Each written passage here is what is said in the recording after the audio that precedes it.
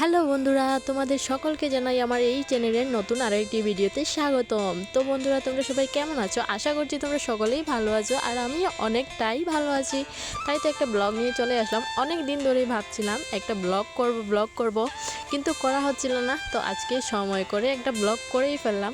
তো এখানে সকাল সকাল আমার যত সমস্ত কাজ ছিল সব কিছুই সেরে আমি স্নানটা করে নিয়েছিলাম, আর স্নান করে চলে এসেছিলাম ঘরে। আর সকালে কাজ করতে করতে আমার প্রায় বেজে যায় 1টা 1:30, আর ওই সময় স্নান না করে আর ভাত খেতে ইচ্ছে করে না। তাই ভাবলাম একসাথে স্নান করেই ভাত খাই। তো স্নান করে এসে এখানে আমি একটু স্কিন কেয়ার করছিলাম। আর স্কিন কেয়ার বলতে আমি একটু অলিভ অয়েল তেল লাগাই, আর একটু পন্ডসের যে ময়শ্চারাইজারটা হয় ওইটা লাগাই।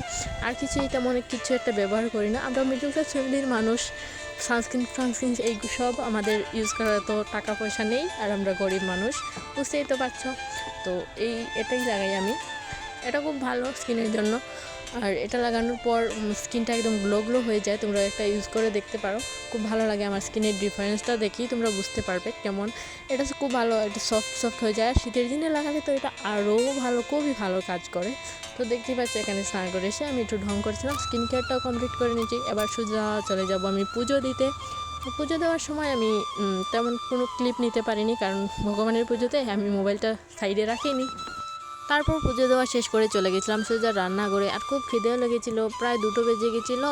তাই একটু খুব বেশি খিদে লেগেছিলো, জোরে খিদে লেগেছিলো। আর সেটাই আমি এখানে দেখেছিলাম। আর আমি একা এখানে কী বলছিলাম আমি যেও জানি না।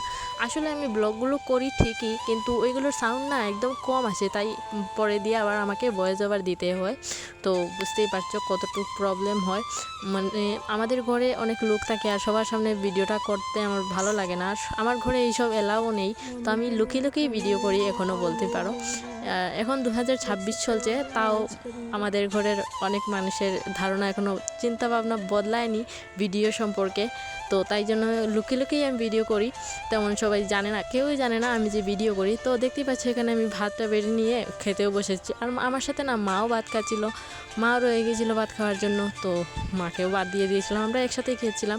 আর আজকের ওয়েদারটা দেখতে পাচ্ছ কতটা সুন্দর, আর কি রৌদ্রটা উঠেছিল ভাই রে ভাই, কি আর বলবো।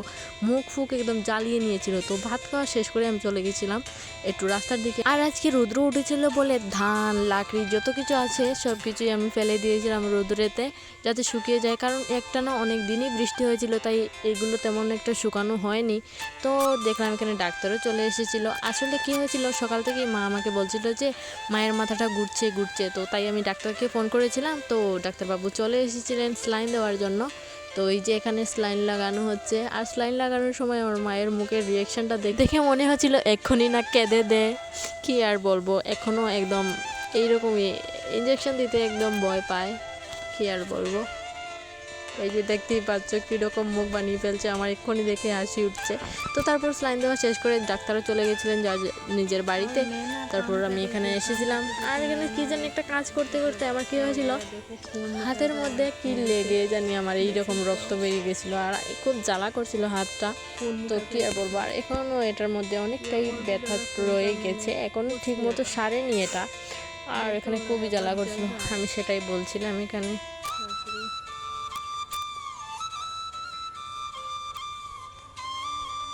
তো যাই হোক, হাত কাটুক আর যাই হোক, কাজ তো করতেই হবে।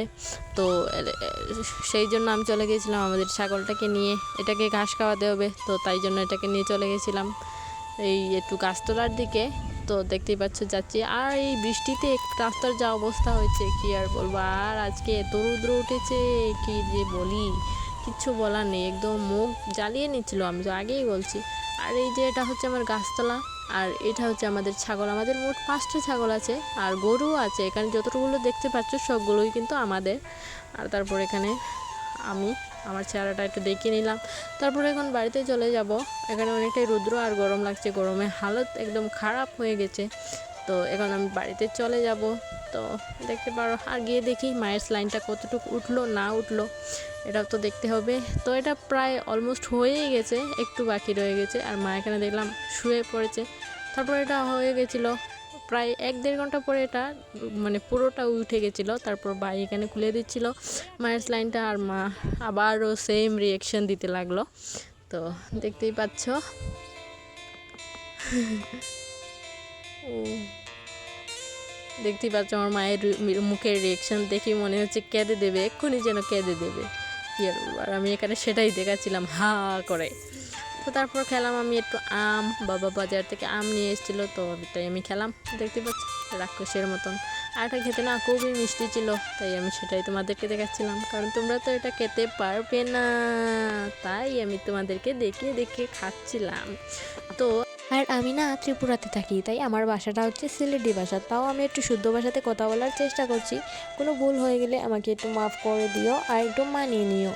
তো তারপর আমি বিকালবেলা একটু ঘুমিয়ে পড়েছিলাম, আর ঘুমিয়ে পড়ার কারণে ব্লগ করার কথা মনেই ছিল না। তো রান্নাটা আমি বসিয়ে দিচ্ছি, রাত্রের রান্নাটা। তো আজকের ভিডিওটা এতটুকুই, সবাই সুস্থ থেকো, ভালো থেকো। ব্লগটা কেমন লাগলো জানিও, টাটা।